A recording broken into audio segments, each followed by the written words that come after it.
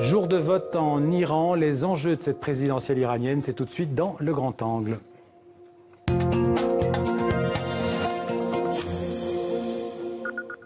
Et avec nous dans le 64 minutes pour parler de l'Iran, Ardavan Amir Aslani, bonsoir. Bonsoir monsieur. Alors vous êtes parmi beaucoup d'autres choses spécialiste de géopolitique au Moyen-Orient. Vous êtes né à Téhéran. Aujourd'hui vous êtes avocat au barreau de Paris, un avocat d'affaires dans un grand cabinet international. Vous conseillez des États, notamment en matière de droit public international et de droit commercial. Vous êtes aussi professeur à l'école de guerre économique.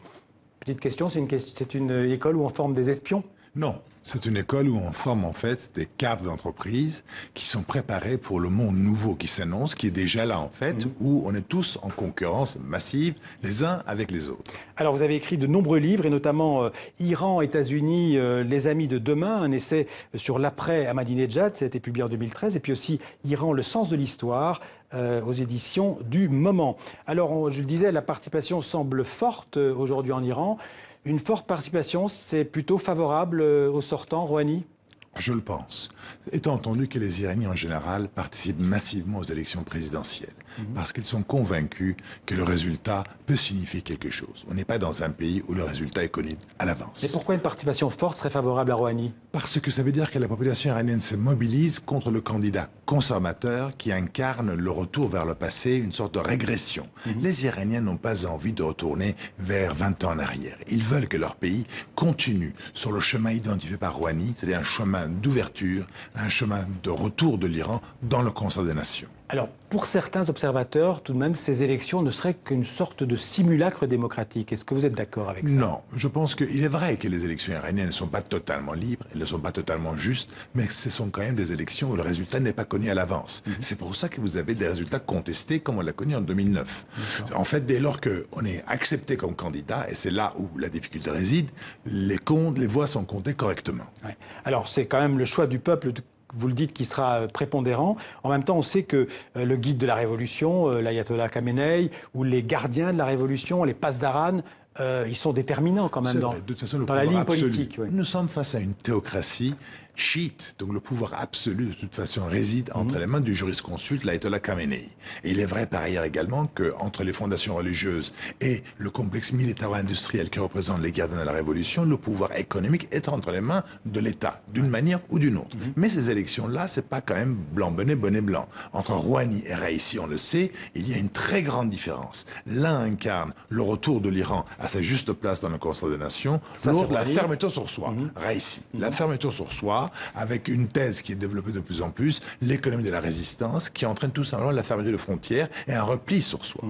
Ce que ne veut pas le peuple iranien. Ouais. Alors Rouhani a eu beaucoup de soutien, beaucoup de personnalités iraniennes ont appelé à voter pour lui. Qui soutient en fait le candidat conservateur Raïssi ? Beaucoup. Si vous voulez, dans ces élections-là, vous avez plusieurs tendances qui s'affrontent. C'est à peu près les mêmes tendances qui sont affrontées en 2009 lors des élections incontestées d'Ahmadinejad. Vous avez d'un côté les classes moyennes, les étudiants, les intellectuels, les bourgeois qui votent pour Rouhani, et les autres, les clients du pouvoir, les milieux traditionnalistes, les milieux ruraux, qui votent pour le populiste qu'est Raïssi. Donc on peut faire une distinction entre un Iran des villes plutôt progressiste et un Iran plus rural. Un Iran des villes, un Iran rural, un Iran plus âgé, un Iran plus jeune, 70% des Iraniens ont moins de 40 ans. Le persan est une langue particulièrement visitée sur Internet. Cette jeunesse iranienne qui est connectée, qui est éduquée, n'a pas envie de retourner vers les interdits du passé. Vous avez donc également un problème de croyance. Les Iraniens réagissent par rapport à 39 années de théocratie, d'ostracisme et d'exclusion. Cette jeunesse a envie de connaître autre chose, plus grande tolérance sociale, plus grande liberté sociale. Justement, on parle beaucoup de la jeunesse, de la société civile iranienne. Est-ce que cette société civile, cette jeunesse est nécessairement pro-occidentale ? La notion n'est pas tellement être pro-occidentale. La notion, c'est que cette jeunesse essaye de réagir par rapport à la seule chose qu'elle a connue. C'est-à-dire un pouvoir, en fait, qui impose systématiquement des restrictions au niveau des libertés publiques, des libertés sociales, et puis le chômage. C'est pour ça que cette jeunesse s'est rangée derrière Rouhani, puisque Rouhani incarne l'ouverture économique de l'Iran, donc l'espoir d'une amélioration de leur sort au quotidien, et également une plus grande tolérance sociale. Qu'est-ce qui va déterminer ou qu'est-ce qui a déterminé le vote des Iraniens? C'est d'abord la situation économique? Non, je pense que les Iraniens ne se font pas d'illusions. L'économie iranienne va très mal. Rouhani a été incapable, si vous voulez, de changer quoi que ce soit. Je dirais qu'il a surpromis et sous-livré. Il a quand même réduit l'inflation. Il a réduit l'inflation. La croissance n'est pas mauvaise. Non, la croissance, si vous voulez, ça dépend comment vous la regardez. La croissance nationale est positive à 7,5, mais c'est principalement dû aux ventes pétrolières et aux exportations de pétrole qui ont repris. Le gros problème, c'est le chômage. Exactement, la croissance industrielle nationale domestique est de 0,9%, insignifiant. Le chômage est un problème majeur chez les Iraniens. Et le Rouhani a été incapable de changer les choses puisqu'il n'y a pas eu les investissements étrangers qu'il a annoncés. Donc il n'est pas entièrement responsable. Il n'est pas entièrement responsable dès lors qu'on considère qu'il ne pouvait rien faire. Certains considèrent que l'accord nucléaire aurait dû également englober la chose, notamment la question des sanctions nucléaires américaines. Vous parlez de cet accord nucléaire, on va y revenir deux secondes. Cet accord nucléaire, c'est un accord qui a été signé en juillet 2015 et qui, normalement, puisque l'Iran s'est engagé à ne produire de l'atome que pour le nucléaire civil, aurait dû être suivi par une levée des sanctions. Or, ça l'a été, mais pas dans tous les domaines. Toutes les sanctions liées au nucléaire, donc transposées après 2012, ont été levées. Ce qui n'a pas été levé, pourquoi ce sont les sanctions américaines. Parce que les sanctions américaines, pourquoi l'économie n'est pas repartie? sont essentielles. Les États-Unis représentent l'économie la plus importante au monde. Et quand vous avez les États-Unis qui interdisent en fait des négociations et transferts de devises en dollars, quand vous avez les États-Unis qui imposent l'autorisation préalable du Trésor américain dès lors qu'un produit contient 10% plus de produits d'origine américaine, c'est le cas des Airbus par exemple, quand vous avez les États-Unis qui continuent de sanctionner un certain nombre de personnes physiques ou morales en Iran, eh bien ça jette le trouble. Pourquoi les États-Unis n'y vont pas? Pourquoi les États-Unis continuent-ils de sanctionner l'Iran? Parce que les États-Unis n'arrivent pas à se concilier avec un Iran de la République islamique, avec un Iran devenu indépendant et souverain. Ils raisonnent toujours avec l'Iran du régime impérial qui était un peu à leur solde. Ouais. Alors Obama s'était beaucoup rapproché de l'Iran. Obama a beaucoup fait pour l'Iran. Obama a été d'ailleurs le président américain qui a le plus fait pour l'Iran. Malheureusement, on connaît la suite. Il a été remplacé par le personnage erratique de Trump. Et ce dernier ne facilite pas les choses. On peut dire même d'une certaine manière que Trump donne des gages, des arguments aux plus conservateurs et aux plus radicaux du régime iranien. Trump encourage Raïssi à arriver au pouvoir, encourage les Iraniens à voter pour Raïssi.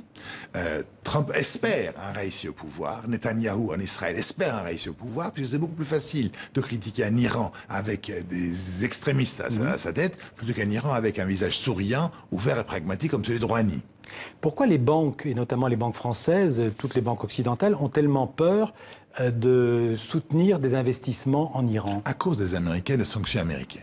Souvenez-vous de l'affaire BNP Paribas, 9,2 milliards de dollars. Même si BNP appelait des coupables, in fine, la sanction américaine était totalement disproportionnée par rapport à l'enjeu de l'infraction. Toutes les banques se disent, combien d'argent vont-elles gagner en s'engageant en Iran, alors que le risque des sanctions américaines est tellement important, puisqu'il suffit de transférer de l'argent vers une personne qui, les Américains considéreraient, doit être sanctionnée pour que la banque en question fasse l'objet des sanctions américaines. Le risque est beaucoup trop grand, donc il n'y a aucune banque importante qui transfère de l'argent vers l'Iran, ni même qui finance des projets industriels en Iran. D'où les difficultés économiques rencontrées par Rouhani.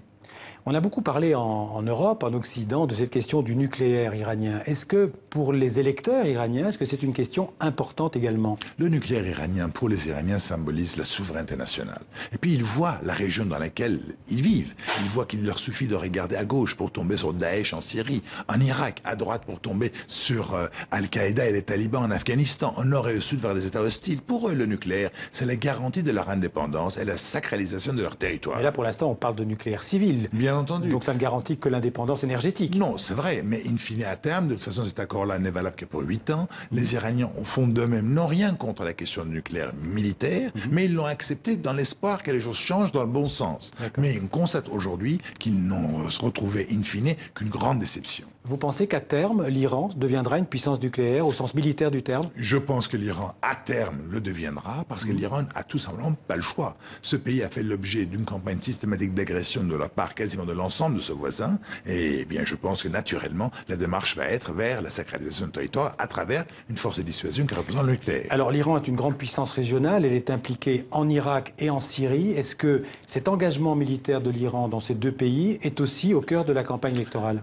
Absolument. Je dirais que c'est même au-delà du croissant chiite auquel on fait référence. C'est l'Irak, c'est vrai. C'est de la Syrie, c'est vrai. C'est aussi le Liban avec le Hezbollah. C'est aujourd'hui également le cas avec le Houthi au Yémen. On ne parle plus de croissant chiite, on parle de pleine lune chiite là aujourd'hui. aujourd'hui. Sauf que les Iraniens sont tous convaincus que si les Iraniens ne combattent pas les forces abominables incarnées par Daesh et d'autres mouvements fanatiques sunnites wahhabites, eh bien, ils seront obligés de les combattre dans leur propre rue en Iran. Donc la population soutient cet engagement militaire. La population soutient en tout cas la volonté de l'État iranien de repousser l'irruption volcanique du fanatisme religieux wahhabite. Dans la région, on peut dire qu'il y a un face-à-face entre deux puissances régionales, l'Iran, chiite, et l'Arabie saoudite, sunnite. Je ne pense pas qu'on puisse comparer une civilisation plusieurs fois millénaire avec l'Arabie saoudite. Quoi qu'il en soit, d'un point de vue géostratégique, il est vrai que l'Arabie saoudite prend la tête de file d'un groupement de pays pétromonarchiques sunnites de la région, avec l'aide des Américains, et face à l'Iran chiite. C'est une réalité. Et puis les Saoudiens, si vous voulez, vivent très mal le retour de l'Iran dans la concert des nations.